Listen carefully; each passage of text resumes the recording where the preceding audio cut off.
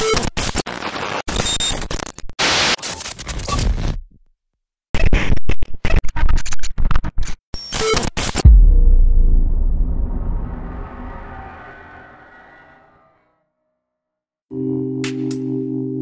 lambs, welcome to your True Crime Tuesday episode. I'm your host Kai, and in today's episode we're talking about a case of a mother who confessed to killing her 2 children.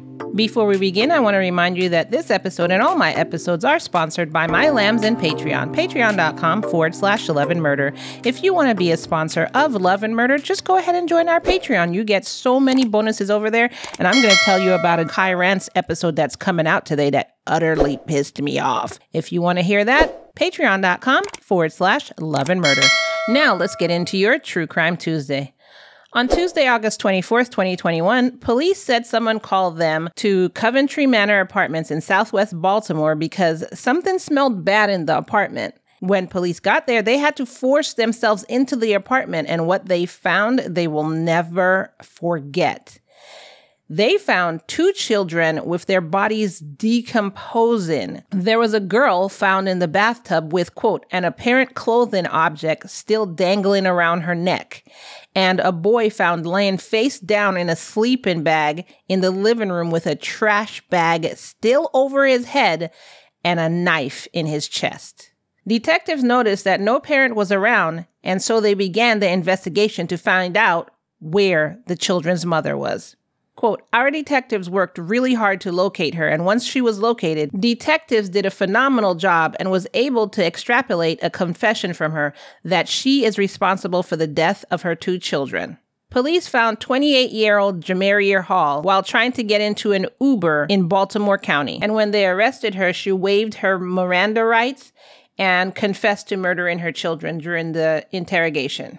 She said she stabbed her 8-year-old son, Davin Thomas, in the chest, and she strangled her 6-year-old daughter, Decompose Thomas, to death. So she was charged with 2 counts of first-degree murder. When police interrogated neighbors, here are some of the accounts that neighbors said. A neighbor said she reported hearing a little girl scream on the night of August 19th, "Mommy, no!" That same neighbor said he had seen both children outside with their mother earlier on October 24th. So that's the day they were murdered. Other neighbors said that on the day of October 24th, they could hear screams all through the night and all the way through the early morning hours. After the 24th, after all those screaming and everything that was happening, neighbors said that they found it strange that Jamaria was seen throwing away children's bed. But they didn't have all bad things to say about her.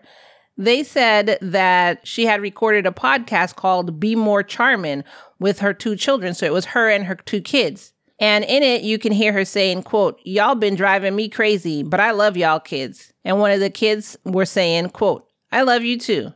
One of the neighbors, Warden White, said, quote, it's still a shock to me. It's a shock to me because, as I said, the last time I saw them, they were happy little kids. Now, the grandfather on the father's side, Theodore Thomas, said that he and his wife had taken care of the children at some point because in 2018, Jamaria was charged with arson and child endangerment after setting items, including family pictures, on fire in her own mother's house. She had taken apart the smoke detector so that it wouldn't go off when you set a fire, and then she set a fire to the house, to those items in the house, so basically the house. Police were called, and she pled guilty to first-degree arson and received a 5-year sentence. However, of that 5-year sentence, all but 1 year was suspended. Months after being arrested for the arson case, Jamaria filed for custody of her children and was granted it when the children's father didn't respond to the court proceedings. In those court records, there's no indication about any actions Child Protective Services had taken to protect the children. The grandfather is quoted as saying, quote, they gave my grandchildren back to their mother after she lit their house on fire with them inside. They took those kids. Why would they do that? My babies might still be alive today if they hadn't have taken them. Now, Theodore didn't mention the agency, and a spokeswoman for the Maryland Department of Human Services, which that department includes the Child Protective Services, said that confidentiality laws prevent her from confirming the agency's involvement in the case. Are you fucking kidding me right now? Instead of coming out with the agency who dropped the fucking ball on this, it's better to hold their confidentiality so they can do this again. Interesting. So even though she got her kids back, there were lingering signs of trouble since that fire incident. Basically, she had been posting on Facebook stuff like, quote, "In the beginning of 2020 pandemic, I found myself going back into depression. I was not able to work because my family needed me at home. Every month I had supervised probation office visits. I suffer from myofascial pain syndrome. PTSD always taps me on the shoulder and triggers my anxiety," end quote. So literally she was struggling. Literally, all this stuff is happening. There were warning signs everywhere. The children were in a safe place. She went back to get custody of her children, and instead of CPS, let's keep them confidential, protecting these children and keeping them in a home where they would be safe, they were given back to the mother because the father didn't show up to the hearing. Are you kidding the frick out of me? And now they're dead. But, you know, let's keep this agency confidential. They have rights. Now, I searched and searched and searched for an update on this case. I needed to see, because I know they were trying to get her into a psychiatric clinic. I know that was not granted. But other than that, I guess the case fizzled out. I guess it wasn't the hot shit anymore. You know, the headline reads, "Mother left decomposing children in the tub," but now it's not hot shit anymore. So we don't need to know what happened to her. This is the kind of stuff that I can't stand. We just get the headline and then nothing. We don't follow up on what's happening. If this woman got psychiatric help, if they sent her to prison, whatever, nothing. So I did search all the way up to looking like in the prison database, and her name is not coming up at all. I have no idea what the outcome of this case is. And in saying this, I have another episode coming out tonight of Kai Rants that goes out into Patreon, patreon.com/loveandmurder. And this case also pissed me. It's another case of Child Protective Services. They had an option. They had an opportunity to do what they needed to do. Red flags everywhere.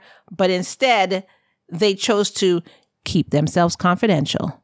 And that episode, you see how I'm angry from this episode? That episode pissed me off even more. So if you want that, that's inside our Patreon. And for the Kai Rants, you could actually just sign up at the $3 a month donation tier, and you'll get Kai Rants there. Plus, you'll be a supporter of Love and Murder. So unfortunately, I had to plug that because I do have to pay my bills, and I would like your support to keep Love and Murder going. I know it's a weird plug in the middle of this rant, but I had to plug that. I'm so angry at this case right now, and I'm pretty sure the grandparents are angry too. Not I'm pretty sure. I know the grandparents are angry too, and they're probably fighting to this day, and they probably feel worse than me because that's their flesh and blood, that it came out as headlines, splashed across the pages, but now it's died down because it's years later and, you know, the thrill is gone, I guess. Anyway, that's all I have for you in your Tuesday True Crime. In last week's Tuesday True Crime, I did have a poll out for the case of a man who murdered the husband and wife of 5 children, Kyrie Brown. The question was, do you think Kyrie's sentence was too harsh? And 100% of y'all said no. On that episode, though, there were no comments, just answers to the poll question. So for today's poll question, what I'm going to ask is, do you think that Jamaria, since I guess we're not having a resolution on this, got the psychiatric help that she needed?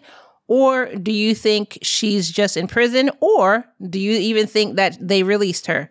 I guess we'll have to play the guessing game since it's nowhere to be found. Anyway, that's it for True Crime Tuesday. I'll see you in the next one. Bye.